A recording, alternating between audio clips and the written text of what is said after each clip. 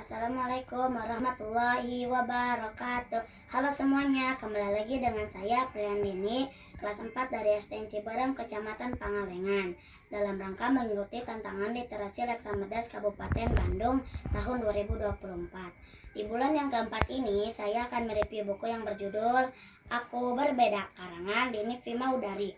Adapun teknik review yang saya gunakan adalah mengubah isi cerita ke dalam bentuk dongeng. Berikut hasil reviewnya. Pada suatu hari, di perkandangan Pak Bona ada 3 ekor ayam yang bernama Cici, Papas, dan Keko. Lalu Keko mengajak Cici dan Papas bermain. "Cici, Papas, ayo kita bermain kejar-kejaran," ucap Keko. "Ayo," kata Cici. "Setuju," seru Papas. Namun belum lama bermain, bulu Papas sudah kotor. Bermain sebentar saja, bulu di tubuhku sudah kotor," Papas mengeluh. Papas mengamati tubuh Cici, lalu Papas mendekati Cici. "Ci, lihat, buluku terlihat kotor, padahal bulumu tidak," ucap Papas. "Iya, Pas, buluku berwarna hitam, jadi kalau kotor tidak kelihatan," ujar Cici. Setelah itu Papas menghampiri Keko. "Keko, apa bulu di tubuhmu ada manfaatnya?" tanya Papas kepada Keko. "Tentu saja, Pas, buluku yang kaku dan tebal ini membuat tubuhku tidak mudah terluka. Selain itu, buluku ini juga memudahkan saat terbang," jawab Keko. Keko, Cici, dan Papas selesai bermain. Mereka kembali ke kandang. Papas murung. Papas memikirkan dirinya. Kenapa bulu di tubuhku berbeda dengan Keko dan Cici? Aku ingin memiliki bulu seperti mereka," Papas mengeluh. Papas sangat sedih.